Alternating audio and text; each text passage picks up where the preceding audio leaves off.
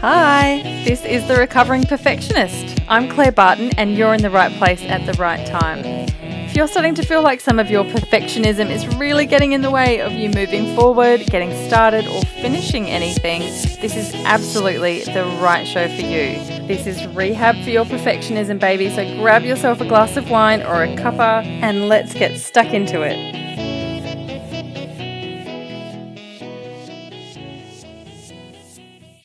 Hello, recovering perfectionists. It's Claire and I'm here with the beautiful Anna Grillo, who's a kinesiologist at trueself.com.au. How are you going, Anna? Good, thank you. How are you? I'm great. It's wonderful to have you here today. Anna is probably the first person I've had on the show that I haven't had a great deal to do with, but we move in a lot of the same circles and we certainly know who each other are. And it seems like every time I say, oh, I've got this problem, who can help me? Someone will always mention Anna Grillo, which is beautiful.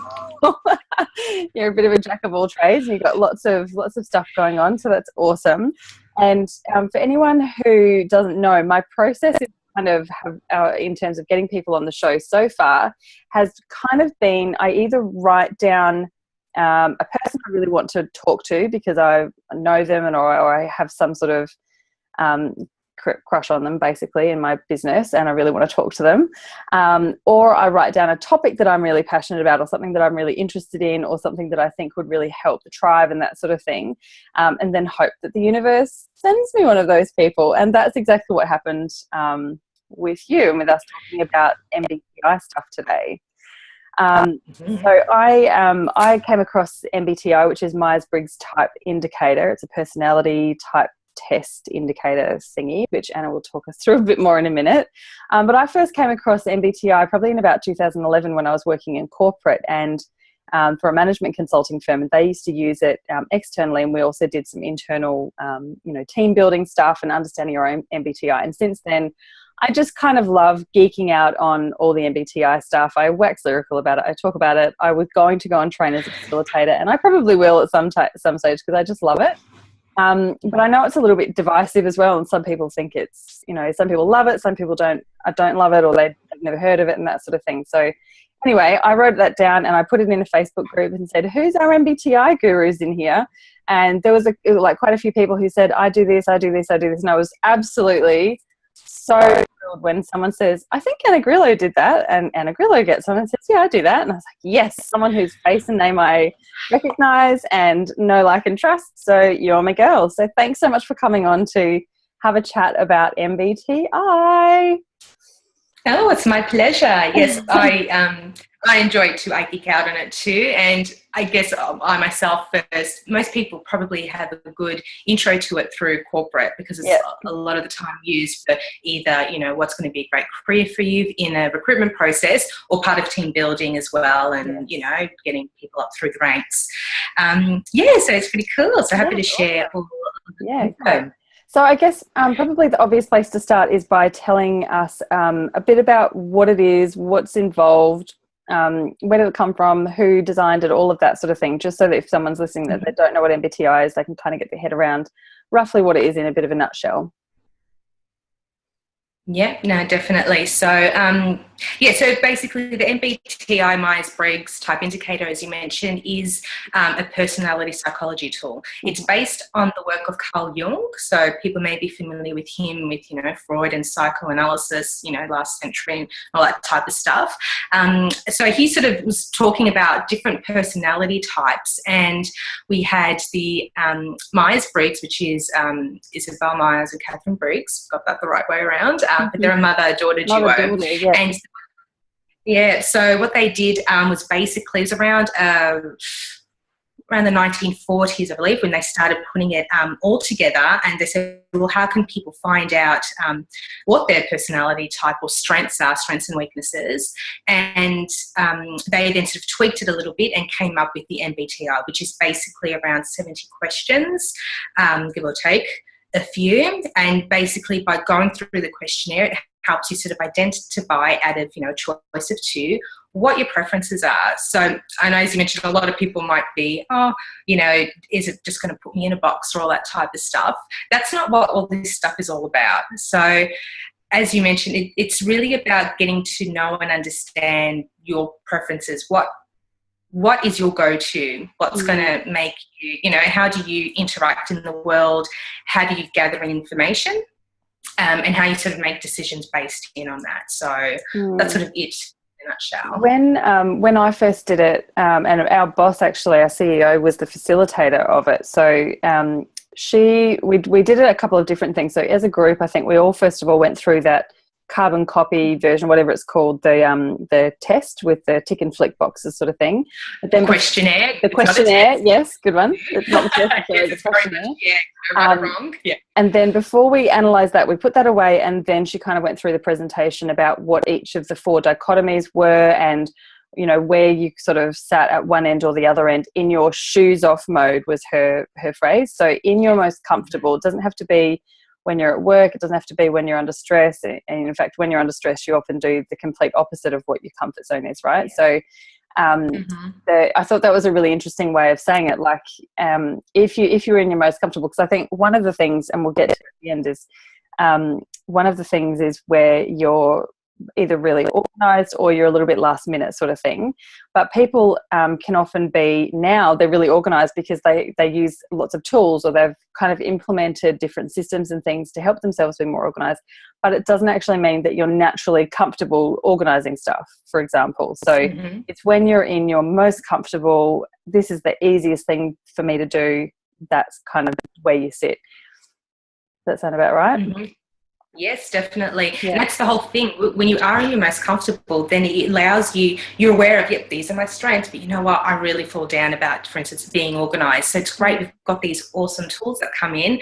And it's also great, you know, from a business perspective, it's knowing, well, then where do I need to help support me? Because I know this is a bit of my downfall. Yeah. And, you know, either to come in and help fill the gaps or so forth, and just to help make it a really well-rounded team or business, you know, smooth running. Yeah, and I think that's probably what I really wanted to talk about today was sort of how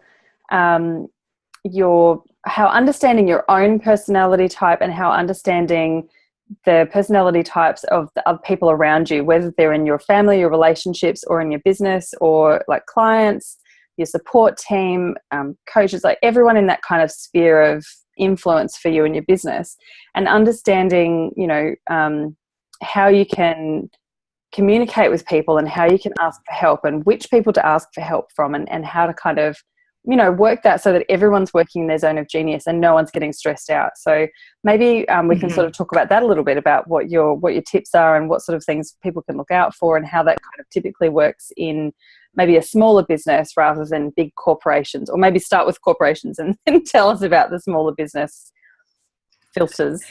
Yeah, no, definitely. Because I mean, it applies to everything, but just will work slightly different.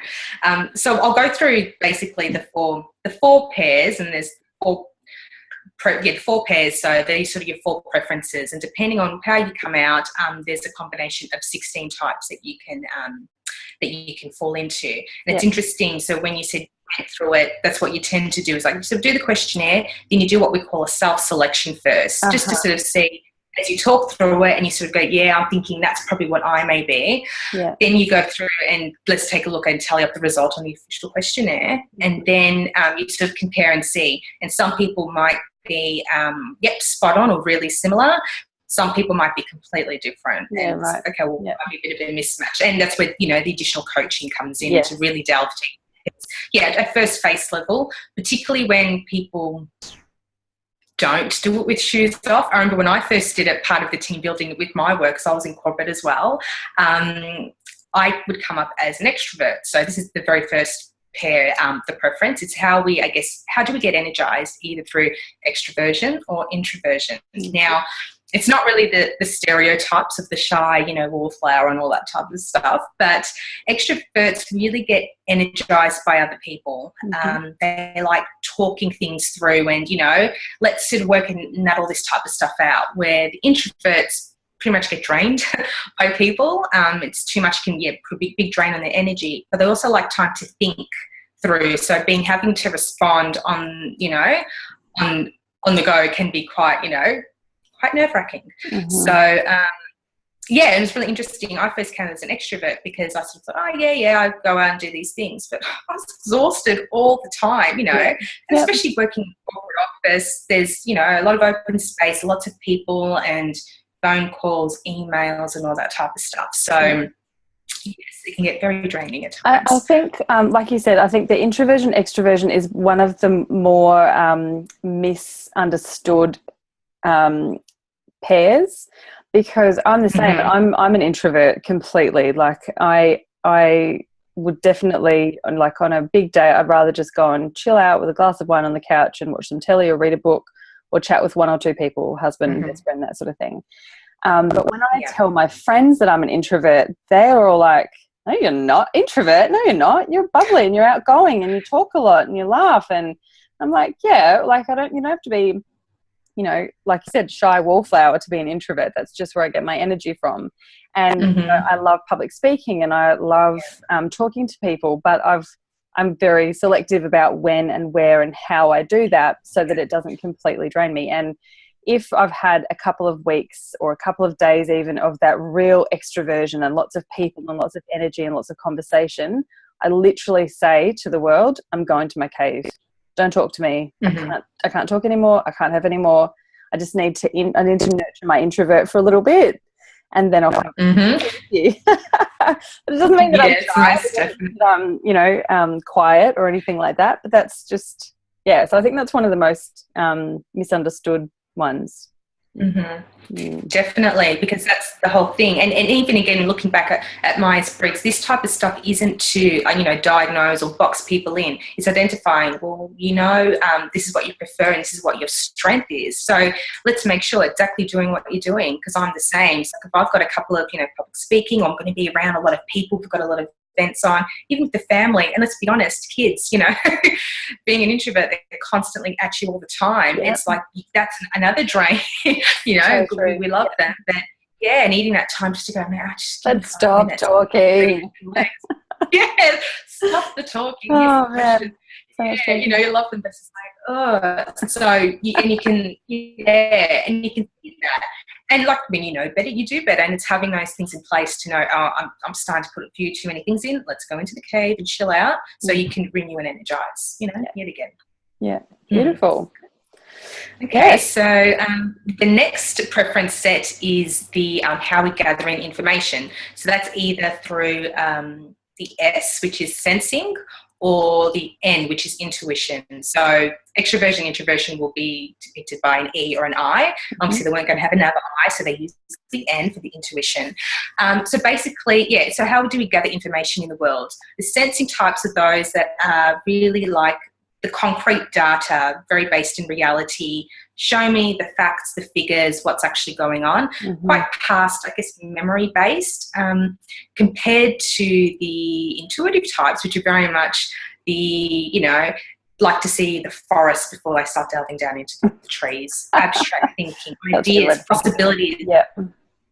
You know, but you know, forward planning. What's the possibility? What could this be? And really creating in that realm there. So what type were you? I'm an S, and when we did this at the beginning, the facilitator had this elaborate, I think it was a decoration, a shoe that was like a figurine almost, but it was a real, I guess it was a real shoe, but it wasn't like a shoe you'd wear sort of thing. And it had like crushed velvet, and it was lots of different greens and beads and pearls and diamantes and all this sort of stuff, right? And she put it in the middle of the table and said, right, you've got 2 minutes to write what you see. And the S's wrote, well, it's got an 8-inch heel, it's velvet, it's like narrow at the front and it's at the top, and it feels really smooth on the front, and then it feels a bit bobbly where the pearls are, and it smells like leather and glue and, you know, all that sort of thing. And the intuitives were like, oh, it's like that shoe from The Wizard of Oz. And she goes off in this thing, and God, it would be nice to go back to somewhere like The Wizard of Oz. And I really used to love that show. And you know, maybe I could plan a holiday around that. And they kind of went on this completely different tangent, like this absolute, you know, big picture, and all like the sensing. We've just used our 5 senses to literally list what it looks like. We're looking at the intuitives going, what is she on? And the intuitives are looking at us going, boring, you know. Yes. And interestingly, I know I still probably describe myself like this a bit to my clients sometimes, but when I was in that job, I used to say, you tell me what the end product looks like and I'll work out how to get us there. Like, you do the big picture stuff and I'll project manage it, I'll project plan it, I'll coordinate it, I'll delegate it, I'll do all the little bits and pieces. All the detail stuff really pushes my buttons. And the big picture stuff I can do as well, but it doesn't come as naturally to me as the details along the way. And then, you know, the big picture people were like, oh, details, boring. I just want to tell you like how beautiful it's going to be when we get there and that sort of thing. Yeah. Yes.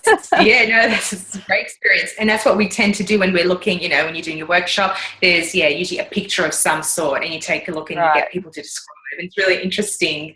That's right, because we'll get there and get really specific about what's there. I remember when we did our train, did we have a rock or something? And so, you know, and I'm there thinking, because I'm an N, so I'm an intuitive, and I'm thinking, you know, scenery and like what is that conjuring, mystical and all that type of stuff, you know, and naturally sort of going through, I get a lot like that feeling. It's like, you know, and you sort of go, and it's rock and it's grey, it's big, okay. Yeah, exactly. Yeah, and I tend to use like a beautiful picture of the Lady of Shalott. It's a great one. It's a great description from both sides. Yeah, so cool. And again, as you mentioned, getting down and into, you know, the doing of the things where we tend to, and again, we can do both, but I do prefer to sit in that creation. Let's see what can happen and all that type of stuff. Yeah. Interesting. Okay. So I guess in that sense, if we bring it back to if you're working in a small business or a solopreneur or sole trader, whatever, if you're in a small business, that's where it's a really critical one to understand which one's comfortable for you and which one you can get some help with. Because if you are a big picture thinker, I think what tends to happen a lot of the time is that you're always on to the next thing. Like, you're kind of always looking at, I've created that in my head. I've already created this first thing, and then I'm going to do this, and then I'm going to do this. And then often I see those people get into a bit of an overwhelm because they've got all these amazing and beautiful creations that in their minds are perfect, and they're exactly on target, and they're exactly aligned to their business and their personality and their purpose, and it's going to help their people, and it's amazing. But then they get that overwhelm of going, oh crap, I don't even know where to start. I don't know how to get there.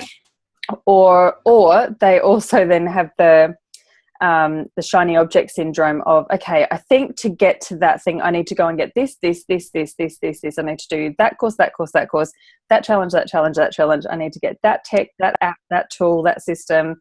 And then you end up again with that kind of overwhelm and no kind of clear way forward through that kind of overwhelm and murkiness.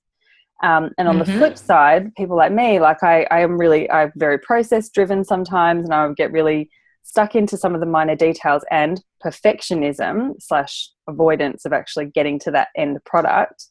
And I'm the same. Like I have the tools, I have the systems, I have the, you know, scheduling and all that sort of thing set up. But then sometimes I go, but what's it all for? What's the point? Where am I going with this? What's the end product? So to have someone who's an intuitive come and say, okay, well, what about this? How about this idea? Or I've seen someone do something like this. Why don't you do something similar? And just kind of open your mind up to what the possibilities are. So in that sense, I think it's probably the really critical one to understand in small business and when you're working by yourself, because it's something that very few people have a really good balance of, I think. Does that sound about right? I think it just cut out slightly. Oh, that's okay. So I was just saying, does that sound like a... Oh, you're frozen on me. I can't hear you. I'm just going to click so we I can hear you now. Okay, cool. I'll just click so that we know when to bring it out. Yeah. And I know when to edit it, so I'll just take a breath and start again. Where did you hear up to? That's okay. That's it. You were just finishing off on sort of the sensing, so I can pop in now to say yes, la la la, if you want. Or did you finish off with the question? I'm not sure. No, that's good. You go. Okay. Right. Yes, that's exactly right. So when what I sort of love about this as a model is that particularly when we're looking at the sensing, intuition, and the next one, which we'll go through, which is thinking, feeling. When we're looking at, say, for instance, from a team building perspective, a lot of people will come in and they say, right, now let's map up all of our results on here and let's take a look as a team. Where do we have predominantly, do we have more sensing or intuition? Are we well balanced, or are we all sort of forming into one? Where are we missing? And so that works out well when you've got small business, so you've got a few people in together, and you can take a look and see. Or if you are a solopreneur, you need to then pretty much be all balanced across everything, and we can't be, and that's fine. So again, with that knowledge is power, we know, okay, so if you're someone perhaps who's sensing and you're first starting out, well, maybe a business coach that can help you look at the big picture and get your steps along there is going to be the perfect thing for you. On the flip side, if you're the one with all the ideas, using your services or having a VA that can come in and do the work for you, working together to help balance that out. Because, as much as we think, we're the most perfect person in the world, and imagine having more of us around the world would be a better place, potentially, I don't know, it would be, that'd be interesting to see. But you need the other side to help with that really nice balance, to have a nice, well-rounded business. Because at the end of the day, it is much bigger than than you yourself. So you want to make sure that your blind sites aren't going to be impacting on your business either. So it's extremely important, and I think it's to know all this stuff. Yeah, awesome. Yeah, I totally agree. I think it's a really important one to understand. And it doesn't mean you have to go and hire a VA or get someone in full time or whatever. It can be as simple as getting some help. I think it's cut out again. Bugger. I'm just going to pause the recording for a sec and go and open the door. Okay, so if we now look to that third preference pair, this is where we are starting to look at how do we prefer, I guess, to make decisions. Are we looking from a thinking, so the T perspective, or the feeling, so that's with the F. So our thinking types tend to be more of the analytical, logical, bottom line type picture, data, facts, figures, give it to me and let's make a decision. Then compared to the feeling types, which tend to focus on the people and values. How's it going to impact something? What's that going to mean?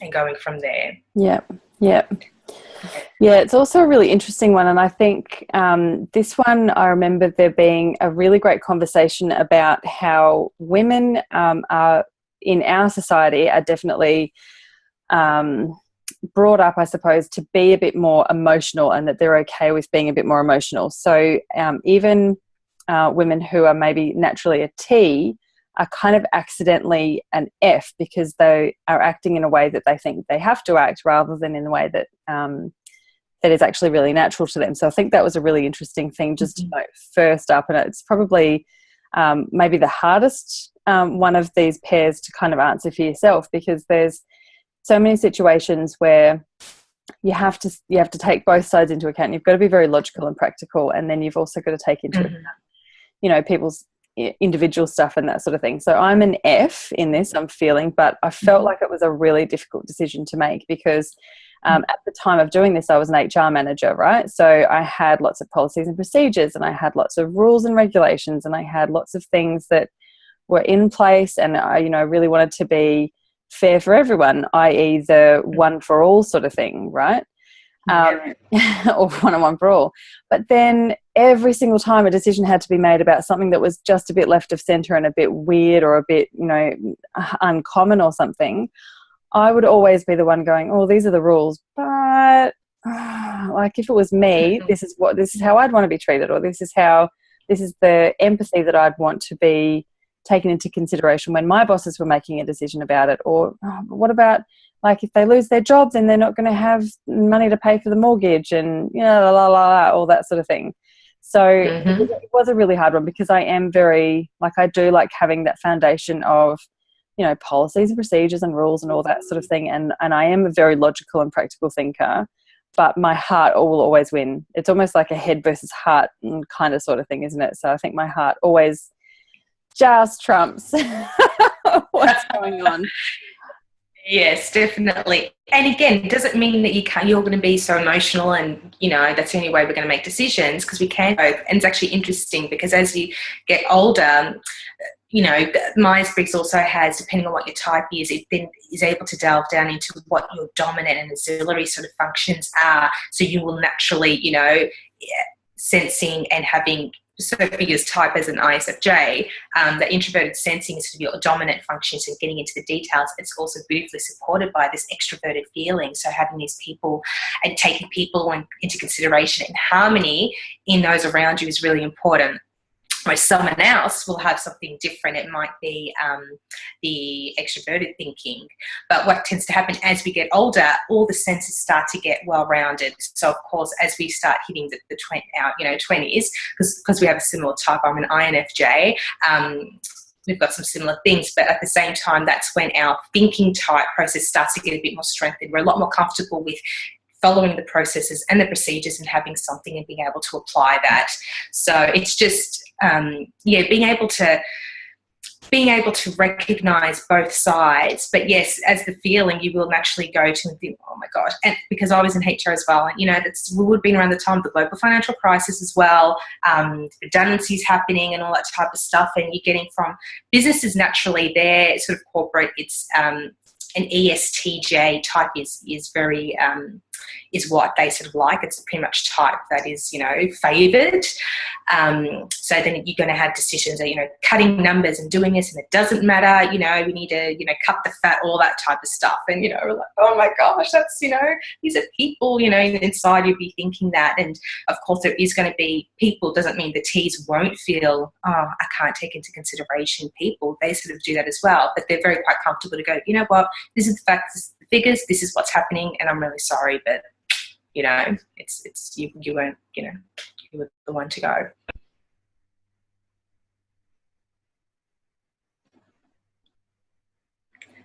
I can't hear your mic. I'm not sure if it's off. It's showing. It was muted. When you think about in relationships and that sort of thing as well, with your different personality types, that one of you, and I think this is how it is, that if you're in a relationship or if you're in a very close friendship with someone and you have the same thing, then one of you naturally takes the opposite in that relationship. So in that sense, and maybe we'll talk about that again in a minute, but in that sense, I think with the thinking and feeling as a parent is a really interesting one as well. Like I know, logically that my kids are going to be tired and grumpy and not have a good day tomorrow if they don't go to bed now. But I'm having heaps of fun playing with them and cuddling them. So can't I just stay up for another hour? And that kind of, in a guilt-driven and fear-driven decision-making things that you have to do as well. Yeah, interesting one. It is an interesting one. Yes, but that's a great example as well, because someone might be, it doesn't matter, rules are rules, 7 o'clock bedtime, this fun is going off, everyone's straight to bed, do this, la la la, where, we're having fun, let's do it, and, everyone's, let's keep going, so. Yeah, interesting one. Yeah. Beautiful. And yeah, so then just onto our very last preference, we're looking at pretty much now, it's sort of like then how do you sort of go about making decisions into the world? So this is where, the Myers Briggs sort of come in to help determine, Carl Jung's type of stuff. But basically what it is do you prefer to be, how do you make decisions? So are you someone who's like, yep, got the stuff, let's just get shit done, let's keep going and keep moving, now we've got what we need to do? Or are you more of the perceiving, so the P, so that someone is, no, we're still more in the information gathering phase. No, we still need to know if we've gotten everything, have we covered all of our bases, because to sort of close off means, that's it, we can never go back to it. Yeah. Yeah, I thought this was really hilarious, actually. I'm a complete J and, through and through, total J. And when... It's really funny, actually. When my boss was going through this and she was explaining, she said a J will have a shopping list and, they'll go through the shopping list. They'll probably do a meal plan. They'll write down all the things they need for the next week, and then they'll go to the store and just buy those things and not buy anything else, because everything on the shopping list is exactly what they need. They probably budgeted it and it's kind of worked out within an nth degree, right? And then the P is on their way home from work after having a few drinks, and they're like, oh, shit, I need to go and get something for dinner. So they race into Coles, and then they get home and they've got 5 bottles of Worcestershire sauce and no eggs. And then they end up getting takeaway because they haven't actually gotten anything for dinner.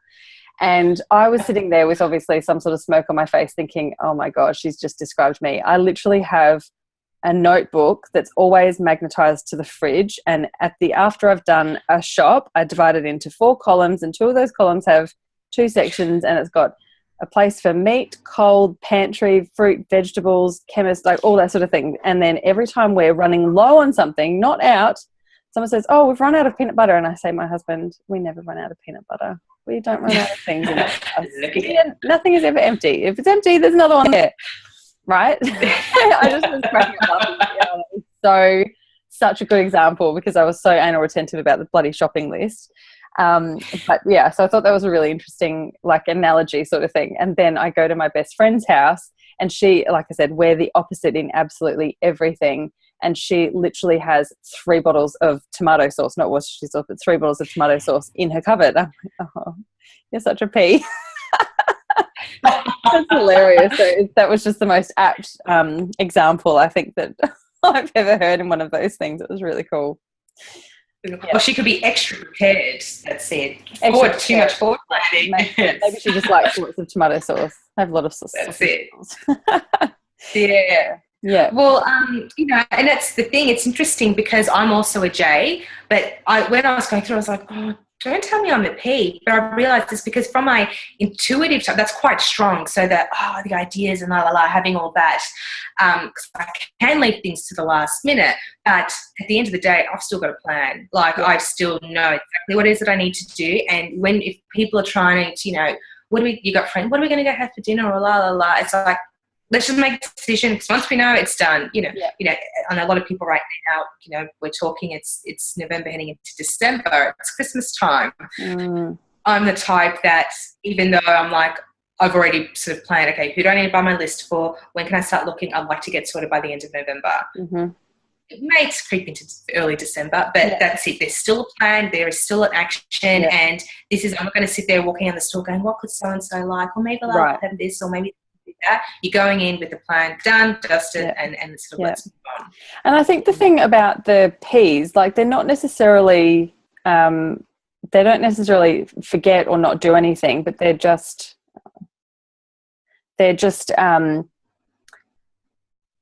like you said, waiting for something else to happen, or there's more fun stuff going on over here, or I want to go and create that thing, but like they still get done everything on time, and they still show up with the goods, and they still hit deadlines and all of that sort of thing. It feels really difficult. And I think that when you're working in a team, that can be the biggest point of contention of all of them, because there's the J's who are like methodical and like, okay, if we've got an 8-week deadline, I know exactly what my milestones are and where I need to be after the first week, the second week, the third week, and da-da-da-da. And then the P rocks up at the 7th week and is like, oh, yeah, what was I doing again? And like, they'll still get it done. But for J's, that is just stressful and it's rude and all that sort of thing. And P's are like, chill out. Do you know what I mean? Like, it's one of those big things when you're in a group that really can cause some issues, I think. So in terms of, most definitely, exactly right.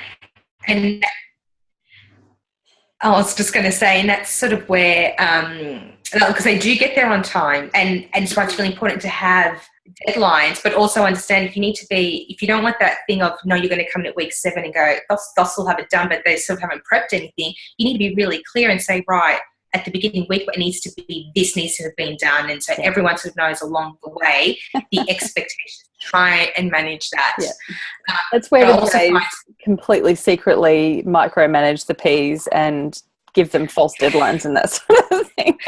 Maybe. That may be occurring out there, yes. I'd think so. Yeah. But that's sort of where, like if you're looking now for small business or, or even when, you're solopreneur and you're starting to outsource, either working with a VA or someone, this is where you need to get into that, particularly if you're not, because there is sort of no room for error. You need to be specific about what it is that you're actually asking. Yeah, it may be boring talking about calendars and dates and so forth, but if it's not out there in black and white, you can't muck around. There's no difference of interpretation as to this needs to be finished now, or this needs to be done by this date or by this time, and it's a reoccurring task and what you have. Because, as you know, working in HR, a lot of the time, a lot of the issues really around personality clashes or differences and communication issues.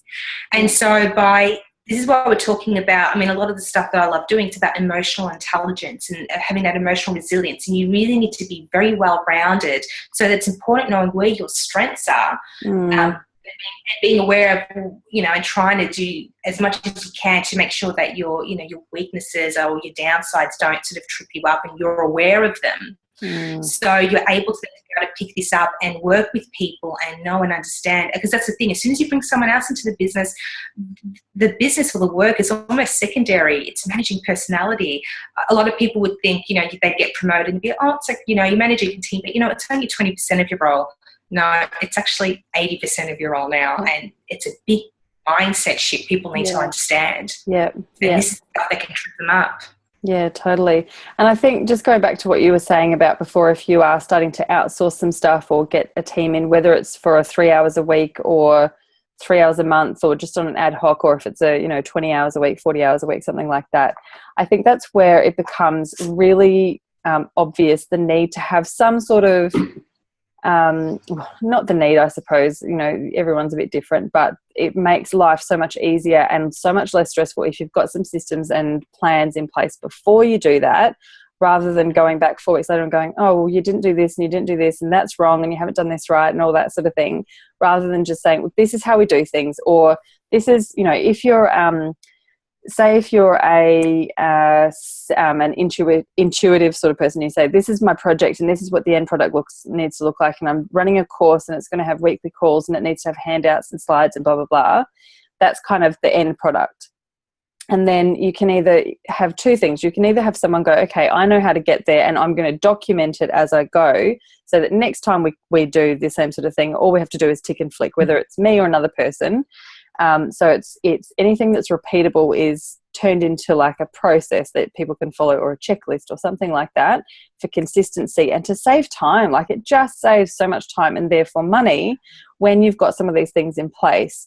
And again, so that you can step away from your business for a day, a week, 3 weeks, 4 weeks, if you want to go on holiday. And if there's someone else who's helping you out, there's little things in there that are already inbuilt that you can say, go and do this. This is what the end product needs to look like. That person, whoever it is, whether they've worked for you before, they can literally just go through the motions and get things sort of set up and that sort of thing. So I think that makes a really big difference, and you can definitely tell the businesses that have got that shit sorted and can actually do that quite easily, whether it's the business owner who's created those processes or they've had someone do it for them because that person's done it.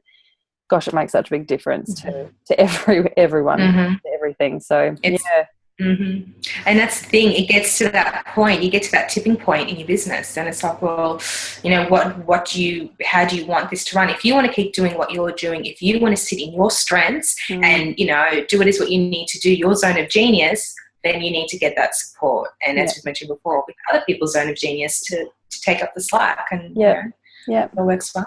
Beautiful. So true. I absolutely love it. So I absolutely love that. It's an awesome chat. I completely love Myers Briggs, and gosh, I literally just talk about it for hours and hours and hours. I think it's so interesting, and I'm so interested to understand, like, my kids as they get older. They're 2 and 3 now, so I don't think they're completely in their personalities. They're just in toddlerific life at the moment. And yes, that's what they say usually. Up to age of 6, they sort of express to see where, what sort of works, what doesn't. They're really exploring to see. Yeah. And this is where, if we don't want to, stuff our children up, it's looking at, when you're so narrow-minded and you think, this is the way it is and so forth, when you've got more than one child, you can raise them exactly the same, but they're still completely different. Totally. So, use that opportunity to observe, what do they like, where do they excel, where do they need some support, and being able to do that so they can grow up with a really great way of working within their own strengths rather than trying to compensate all the time to please the parent and all those types of things. Yeah, so true. And I think I'd love to have that conversation with you as well, because I think, are you a homeschooler? Yes, I do. Yes, I am. Educating my children. I'd absolutely love to have that conversation with you at some point as well. So we might shelf that one and talk about it another time, because I'm absolutely intrigued. And well, just quickly, if someone said to me 5 years ago, would you homeschool? I'd be like, F no, absolutely no way, not in a million years, not going to happen. And then someone asked me about 6 months ago, and I was like, actually, I'm going to consider it, because I'm a little bit worried and scared about the public education system, even just the standard, even independent education systems and all of that sort of thing. So, and I think to tie it back into the MBTI stuff, that kids have such diverse personalities and personality types and likes and strengths and all of that sort of thing. And what's that Albert Einstein quote? If you the fish in the tree one. Yeah, if you teach a fish to climb a tree, it's something about you are thinking is stupid. Yeah, it's stupid. Yeah, exactly right. Yes. Yeah. And it's really, that sort of stuff has really sort of triggered some things for me. And like you said, my kids are so different. My son, who's 3.5, is very, very similar to me, I think. Like he'll come in if he's been out and the house is a bit messy, and he'll literally come in, put his hands on his hips and be like, what's all this mess? And, if I put something in the wrong drawer in his room, he'll go and change it. Or if something's out of place, he'll go and, put it away. Mm-hmm. And he's a bit of a dawdler, but he likes things a certain way and all that sort of thing. So he's very much like me. Whereas my daughter, she will just trash the place. She'll, has absolutely no care, but she's very creative and she's very sure of herself. Whereas my son's very sensitive and, all that sort of thing. So it was really interesting sort of seeing their different personalities. And then I would definitely wonder about how to parent them in a way that's going to be supporting for both of them and all that sort of thing. So definitely, because there's a way you can use Myers Briggs, and for that type of stuff I love using, because at the end of the day, look, personality psychology, if we look back, Hippocrates back in 2,500 years ago sort of spoke about 4 bodily fluids, but he felt that people who had these bodily fluids exhibited certain behaviours. And part of Myers Briggs sort of does with there's kids is sort of temperament, but I love using, back in the 70s, Florence Littner had a beautiful book, Personality Plus, and she sort of puts a modern spin on the name. So you've got, if you're an NT, you fall under the powerful choleric. If you have SP, is part of your Myers Briggs, you would be the playful. If you're an SJ, you'd be the precise. And if you have an NF in your profile, you'd be the peaceful. And sometimes even just having those names, suddenly you start to say, you start to build a bit of a picture. And it's a great, I'll send you through, or we can put in the show notes, ozidentities.com.au. He's got a great one for kids. And we've got, the eagle, the kangaroo, the wombat, and the dolphin. And it's just, a beautiful way to sort of see that and understand, specifically for kids. So, there's lots out there. Like you delve down and it's like, yeah, it's funny. Every time I mention MBTI, someone else pops up. Oh, what about this? Like, I know there's DISC and there's DISC-E and there's, I think the one you're talking about is blood, phlegm, bile, and something else, whatever the other one is with the phlegmatic, choleric, sanguine, and melancholic. Yes. Yeah. So they're really interesting. Yeah, and so I think the modern spin is nice. Yeah, and I don't know a great deal about all the other ones, but I'm, not saying Myers-Briggs is the be-all and end-all. It's just the one that I am totally geeking out on and completely love and totally get. And like you said, I think it's really important to know that it's not just to put yourself in a box and to be like, give yourself an excuse for whatever, blah, blah, blah, or to be, to think that that's the best or the worst, or there's no right or wrong. Both ends are completely fine and both ends are completely necessary. And it's interesting also in different cultures that there seems to be a different skew of personality types and that sort of thing, and what it looks like, what each of those behaviors might look like at each end of those pairs is quite different for different countries or different cultures and that sort of thing. Like extroversion in Australia might look very different to extroversion in Singapore or something like that, because it's just a different culture and different behaviours that are social norms and all of that sort of thing. So yeah, it's just, we could talk about it for days. I'm sure that the actual training probably goes for a week or something like that. So there's a lot. I think it was 5 days. Yeah, pretty full on. So Yeah. No, that's been awesome. Thank you so much. And I guess before we wrap up, if you want to tell us how people can get in touch with you, if they're interested in learning more about what you do, and obviously all the links will be in the show notes and that sort of thing as well, but how do people stay in touch with you? Wonderful. Well, you can find me over on my website, which is trueself.com.au. I'm also, pretty active out on good old Facebook land. And that's, facebook.com/True Self Wellness is my page. I dabble a bit on Instagram. Yep. Not that much. Yeah, but, Anna Grillo Kinesiology is me there. Oh, beautiful. So awesome. Thank you so much. It's been a pleasure. Oh, it's been awesome having you. I've really enjoyed this conversation, and I'm sure we'll chat again very soon, and I'll see you out there in Facebook land. Cheers, Anna. Sounds great. Okay. Thank you. No worries. See you.